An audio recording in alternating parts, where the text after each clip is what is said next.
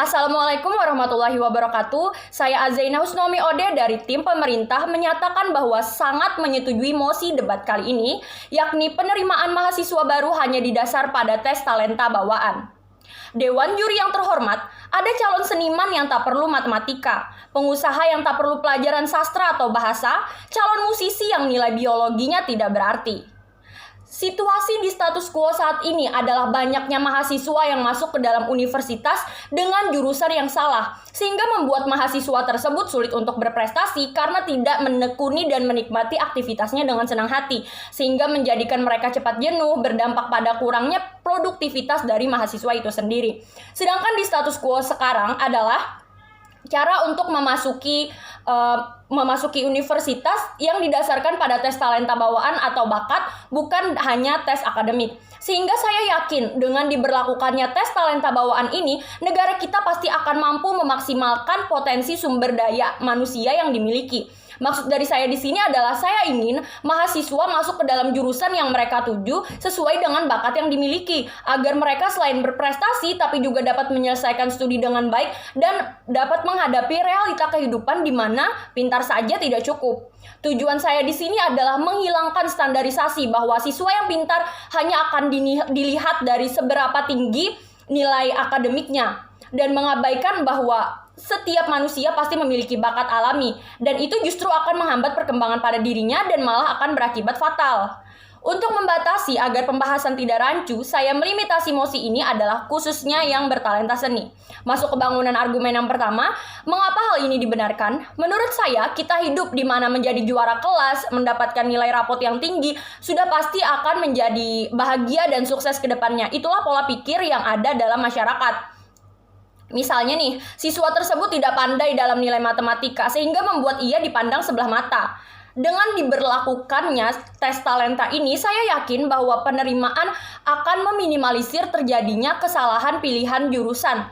Yang bisa kita bayangkan, jika siswa tersebut misalnya ternyata memiliki bakat dalam bidang seni, tapi malah masuk ke dalam jurusan yang mewajibkan ia untuk pandai berhitung atau pandai dalam berbahasa asing. Ini akan memunculkan stigma negatif pada dirinya yang menyebabkan yang mengatakan bahwa siswa tersebut tidak pintar. Padahal ia memiliki potensi yang tidak diketahui.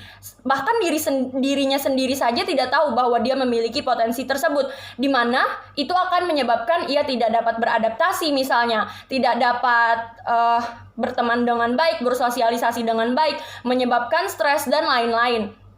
Pola pikir yang ada juga ikut memperkeruh suasana, di mana sistem pendidikan siswa dibungkam dengan metode mencatat buku. Harus memiliki nilai sempurna di setiap mata pelajaran, sehingga potensi aslinya justru tidak terasah, yang justru menyia-nyiakan bakat yang ada. Sebagai komparasi dengan dewan oposisi, mereka hanya akan menilai siswa dengan nilai akademiknya, dan ini malah akan membuat mahasiswa lembek. Mengapa?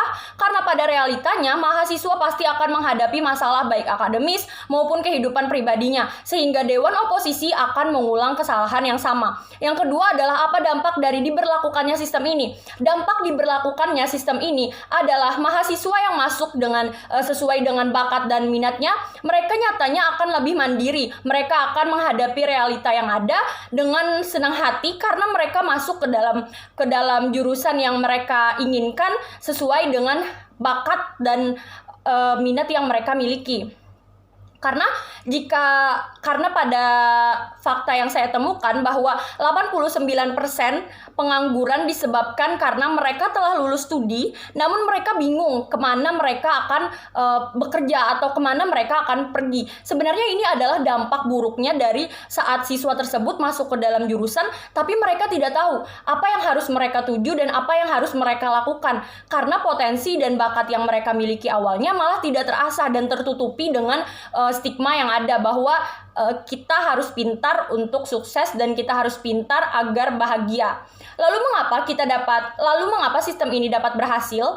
Karena dengan diberlakukannya tes talenta bawaan atau tes bakat, ini akan mengetahui bakat siswa yang sehingga mampu setiap siswa mengerjakan semuanya dengan sepenuh hati dan maksimal karena ia akan memasuki ke jurusan dengan bakat yang ia miliki, sehingga menciptakan sumber daya manusia yang lebih mumpuni. Misalnya orang tersebut benar-benar memiliki potensi dalam bidang matematika, ia akan menjadi ahli matematika sesuai dengan bakatnya.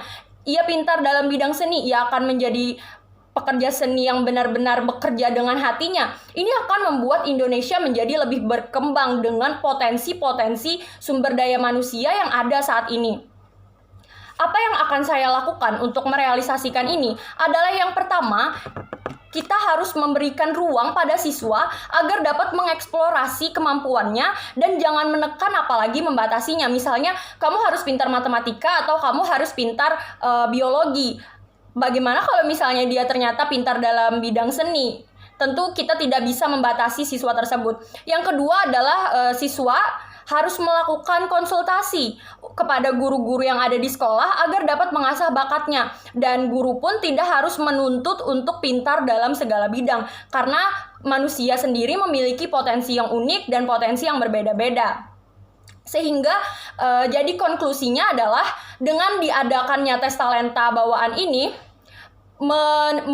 memunculkan bahwa di negara kita akan dapat memaksimalkan sumber daya manusia yang ada. Jadi, dengan argumen yang telah saya sampaikan disertai bukti dan fakta dan solusi yang tepat, tidaklah salah jika saya sangat mendukung mosi perdebatan kali ini.